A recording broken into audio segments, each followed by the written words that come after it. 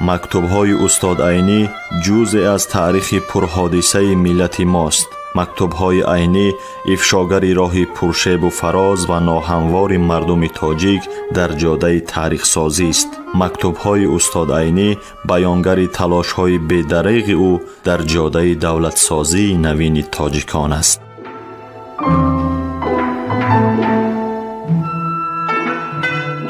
سامیان عزتمند، حالا شما از بخش خوانش ادبی مکتوب‌های استاد عینی را با نویسندگان و اندیشمندان همزمانش با چهره‌های علم و ادب تاجیک که در تهیه، تحریر، برگردانی و نشر آن کارمندان اینستیتوت زبان و ادبیات به نام رودکی اکادمی ملی علم‌های تاجیکستان، ادبیات شناس انزورت ملکزاد و گلبهار عثمانова سهم گذارند. در قرائت هنرپیشه خلقی تاجیکستان نورالله عبداللهیف شنوید.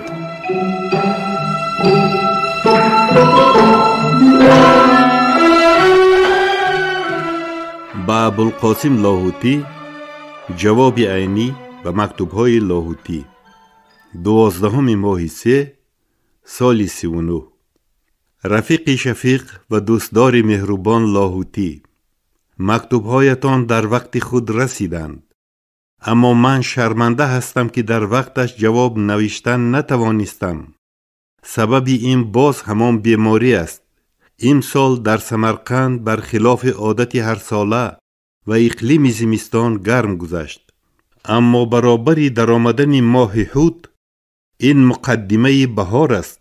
برفهای پی در پی باریدن گرفت. در روزهای اولی باریش هوا آنقدر سرد نشده باشد هم رفته رفته به درجه میانه زمستانهای سالهای گذشته رسید. این است که من با وجود کمال احتیاط سرما خوردم و علاوه بر این کسلی معدگی عادتی هم سر شد. به این سبب جوابها دیر ماندند. حالا هم هوا و هم احوالم روی به بهبودی آوردند. اینک جوابها را یک جایه به طرز 2-1 اصطلاح نانوای های بخارا یا اینکه 1-2 اصطلاح خودم می نویسم. مکتوب اولیتان مرا خیلی پریشان کرده بود. چون که وی را از سنتاریا نوشته بودید. معلوم می شود که بیمار بودید، اما در مکتوب دوم از استراحت بیرونی شهر و صحتی بچگان اظهار ممنونیت کردید. با امید این که خودتان هم سلامتی کامل یافته باشید 1 درجه خاطر جمع شدم. در مکتوب اول 18 فوریه چیزی که در خصوصی یا سینه دل سپر ندارد مرحمت کردید. تماما درست است.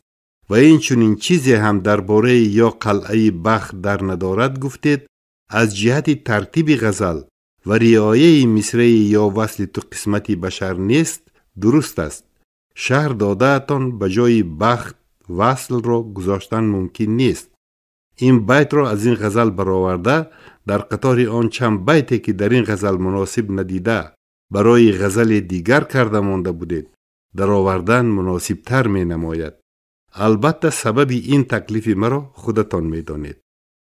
مکتوب 1 مرد نوشته اتان را با شاه غزل با این مکتوب از زوینیگراد فرستاده اتان 8 ماه مرد گرفتم. این غزل که من مثلش را از این پیش ندیدم مرا دیوانه کرد. این شعری تر تازه زد آتش به نهادم، در دهر چنین آبی شرربار کی دیده است که من دیده بودم. خصوصا بیت 3 غیر از دل من شعری ستمکش کی شنیده است، جز چشم و یا خوی ستمگار کی دیده است. تماما یک اعجاز است. ستمکشی شعرانه و ستمگری آهوانه که هر دوی آن هم دیده نشدند مقابل یکدیگر افتاده. اولی حالت دل عاشقی شاعر را و دومی خصوصیت چشم معشوقه او را بیان کرده یک قیامت برپا می دارند. این یک قیامت است که پیش از این واقع نشده است و بعد از این واقع شدنش هم مثل قیامت دینی ممکن نیست. چشمش به نگاهی غضب از هر طرف هم تیر بر دل زندین گونه طرفدار کی دیده است. این یک مضمون بیکر است. بیکر است که تا حال کسی تصرف نکرده است و نتوانسته است که تصرف کند. اکنون می آیم به سری مطلع کارش همه ناز است چنین یار کی دیده است، نازش همه با ماست چنین کار کی دیده است. این هم چنان تازه، چنان مضمونی نو و چنان روان است که سزاوار بالانشینی است و تماما حق دارد که در این گونه غزل مطلع شود. اما در خاطر چنین می رسد که در مصرع دوم اگر به جای نازش همه با ماست نازش همه کار است می بود، علاوه بر اینکه سر تا پای مطلع ترس و عکسی پره می گردد، یک تازگی دیگر هم پیدا می کرد. ناز محبوبی لاهوتی هم باید برخلاف ناز محبوبان دیگر همه کار باشد. اصطلاح سر بده را در میان تاجیکان تا حال من هم نشنیدم، اما در یاد دارم که در بخارا این گونه معامله بود و چیزی علاوه شونده یک نام هم داشت بغیر از سر بده، لیکن هرچند فکر میکنم آن نام به خاطرم نمی رسد. در هر حال در وقت چوب ایضاح دادن در کار است. بچگان حاضر سلامتند، در خواندن دوام دارند. امسال روسی را خیلی آموختند و درسهایشان را در زبان روسی میفهمند. به عمکشان عرض اخلاص دارند. مادر خالیده در یک حال یعنی بیمار، نمیدانم سیوز نویسندگان ازبکستان در خصوص پوتیاف که به وعدهش وفا میکند یا نه، و محترمه بانو از من و از رفیقم سلام صمیمانه، با سلام صمیمانه رفیقانه عینی. سمرقند، قرغانچه 10.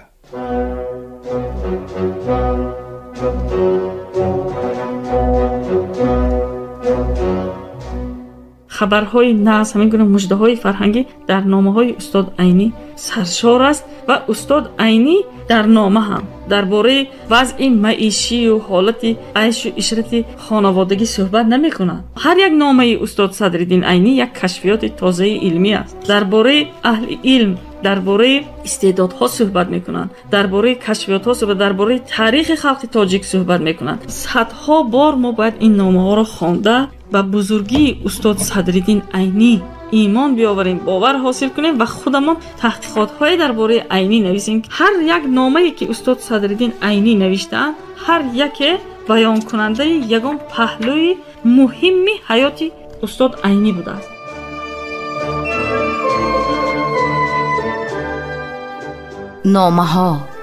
نامه های سرنوشت ساز و تاریخ ساز ملت. نامه های اصالت آفر و آرمانگرای ملی. نامه های خودشناسی و خودآگاهی ملی. نامه های افتخار برانگیز و هویت سازی استاد بزرگ صدرالدین عینی.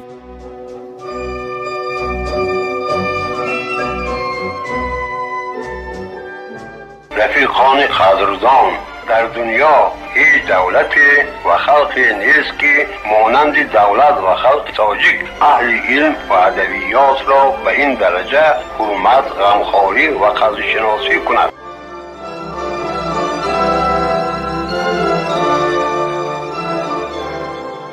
با عبدالسلام دهاتی 28 ماه 3 سال 39 سمرقند.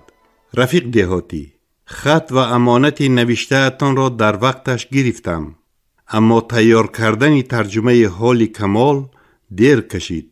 هرچند مختصر باشد هم در جاهایی را که برای کمال و همسران او معلومات یافتن ممکن بود دیده برآمدن لازم آمد. مادام که شمایان ژورنال ندارید، نمیدانم این را در کجا چاپ میکنید. ناچار باید در گازت چاپ کنید. خیر، این کاری شمایان است. من باشم مثل نوایی، قلدی دیلار، قلاقتیر، اورور از شم میگویم، میشینم. انکیت و ترجمه حال را نویسانده 2 نسخگی و با 2 صورت فرستادم. از رسیدنش خبر خواهد داد. من امروز جدا در بالای یتیم نام یک حکایه تاجیکی کار کرده ایستادم که در این خصوص با نشریات بچگان و جوانان دگوار دارم.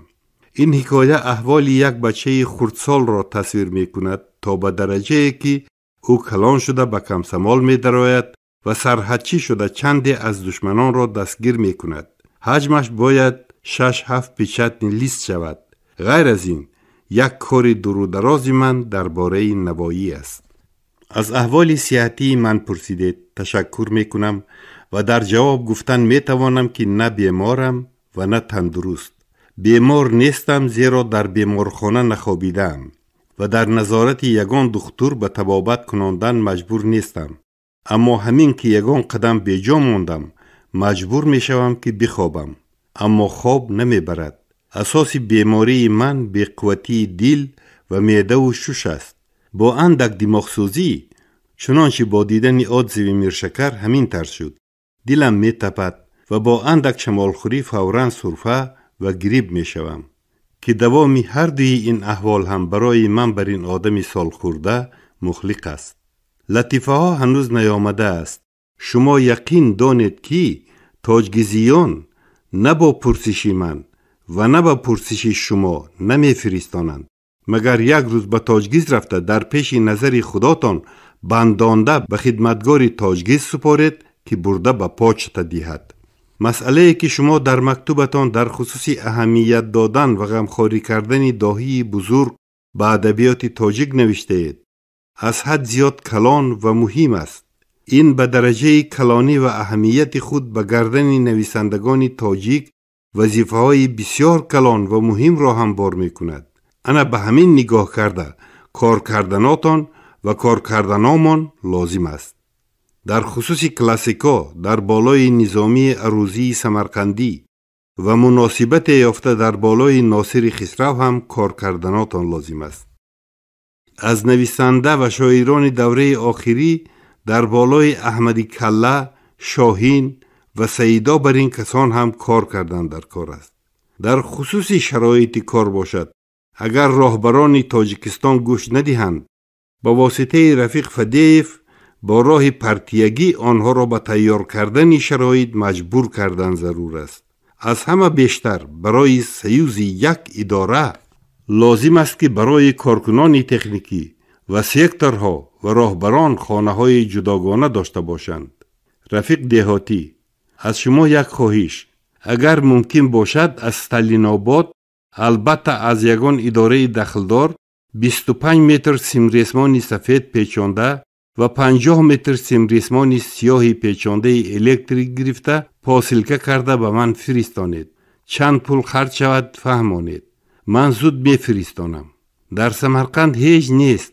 بیرونه یافت می شده است، اما از حد زیاد قیمت. سفید هر مترش 5 سو می گویند. نمی دانم نتیجه ریسنزی میرشکر و جواب من به او چی شده باشد. اگر چیزی معلوم باشد نویسید. به عبدالشکور سلام، به سلام رفیقانه عینی.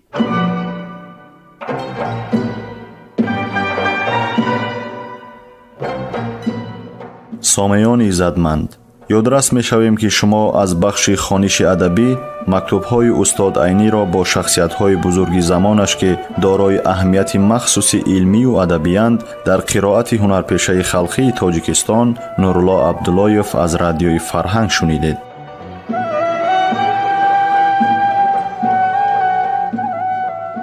در تهیه و پیشنهاد گفتار سهم گذاشتند صلاح‌الدین نورزاد و لطفیه قربانова. انجام خوانش ادبی شاد و مسرور باشد.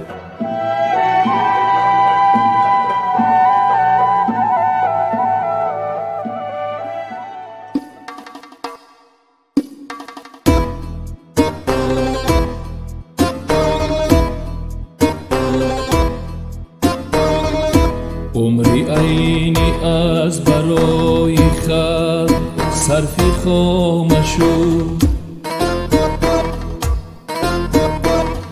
خلقی ما را دفتری عینی شهادت نامشو. عمری عینی از برای خلق صرف خامشو،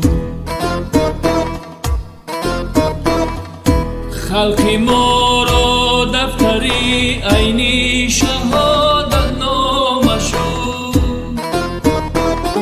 خلقی ما را دفتری